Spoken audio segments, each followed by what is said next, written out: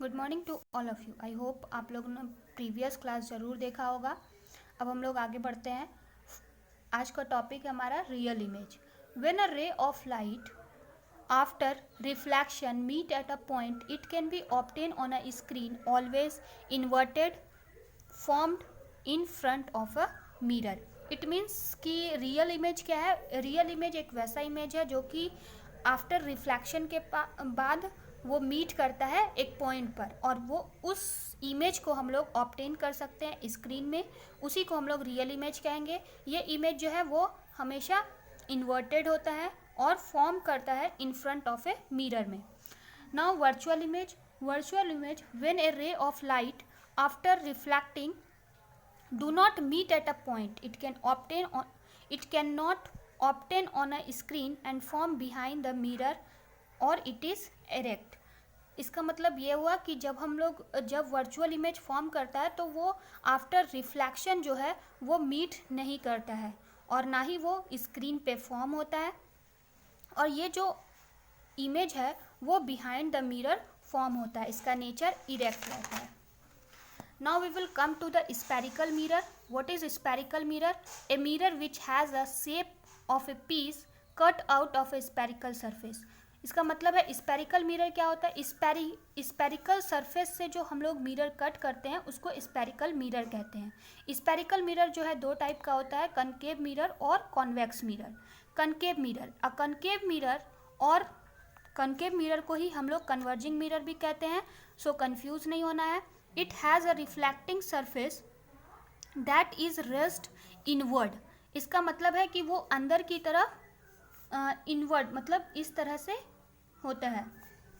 जैसे आपने स्पून का शेप देखा होगा, स्पून के ऊपर में जो टॉप रहता है वो इस तरह अंदर की तरफ धंसा हुआ रहता है, उसी को बोलते हैं रेसिस्ट इनवर्ड। यूजेस क्या है कॉन्केव मिरर का? कभी कभी बहुत बार पूछ देता है यूजेस, तो मैंने आप लोग को यूजेस भी बता दिया है। It is commonly use in torch, search light and headlight of vehicles. Secondly it is use as shaving mirror to see a large image of the face. आपको ये भी पता चल गया होगा, अगर आपको क्वेश्चन आता है why we use a concave mirror as a shaving mirror, तो आप उसका ईजिली आंसर दे सकते हैं because to see the large image of a face. And third is dentist use concave mirror to view a large image of a patient of a teeth of a patient. It means that dentist जो dental mirror use करते हैं वो भी concave mirror का ही बना होता है। वो क्यों बना होता है कॉन्केव मिरर का, क्या रीज़न है? तो उसका रीज़न ये है कि वो हमें लार्ज व्यू देता है टीथ का।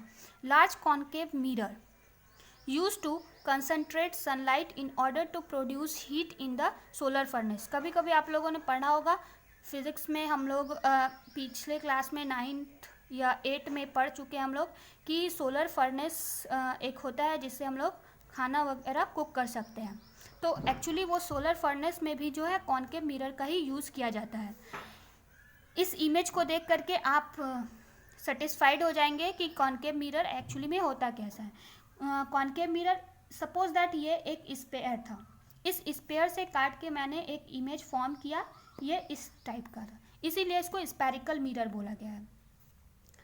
स्पेरिकल कनकेव मिरर बोला गया। कनकेव मिरर क्यों बोला गया? क्योंकि ये इसका जो रिफ्लेक्टिंग सरफेस है वो इनवर्ड में है, और जो बाहर वाला सरफेस है जिसको आउटवर्ड बोलते हैं वो पॉलिश सरफेस है। तो इसका जो रिफ्लेक्टिंग सरफेस होगा वो इनवर्ड होगा। जिस भी मिरर का रिफ्लेक्टिंग सरफेस इनवर्ड होगा उसको हम लोग कनकेव मिरर बोल देंगे।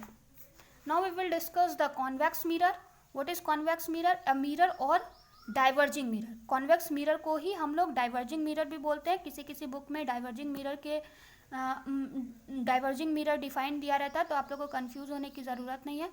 It is a curve mirror where the reflecting surface bulge out toward the light source.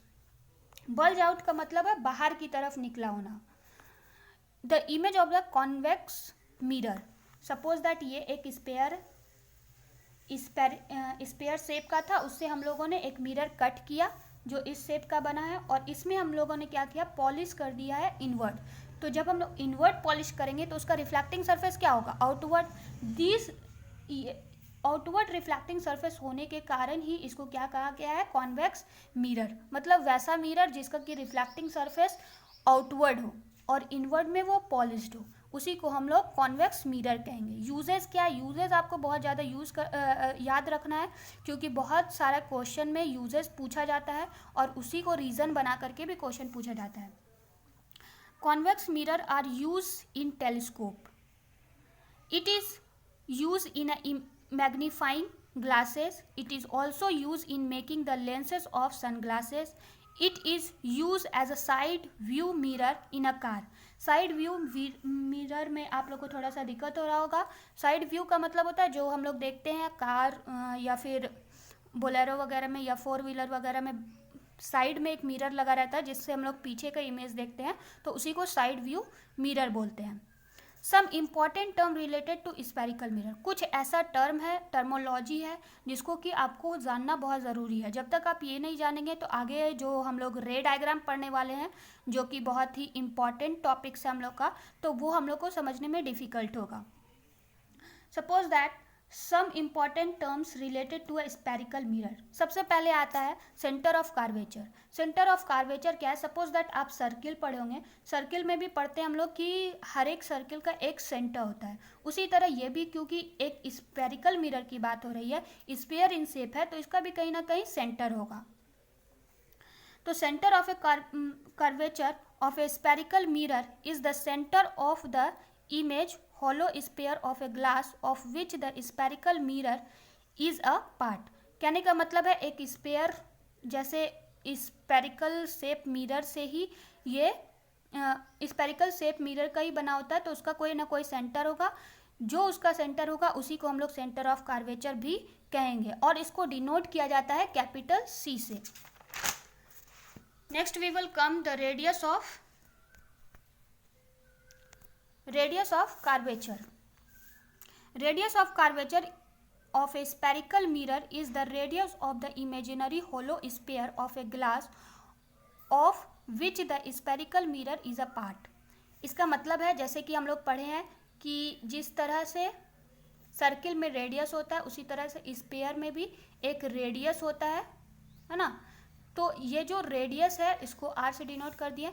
जो रेडियस आपका स्फीयर का होगा वही रेडियस आपका स्फेरिकल मिरर का होगा, उसी को हम लोग रेडियस ऑफ कर्वेचर भी कहते हैं, और it is denoted by capital R। इसी को कैपिटल R से डिनोट किया गया है।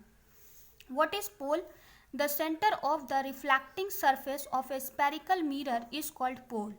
जो रिफ्लेक्टिंग मिरर का सेंटर होता है उसी को हम लोग पोल कहते हैं। सपोज दैट ये आपका स्फेरिकल मिरर हो गया, इसका जो सेंटर होगा इसी को हम लोग क्या कहेंगे, पोल कहेंगे।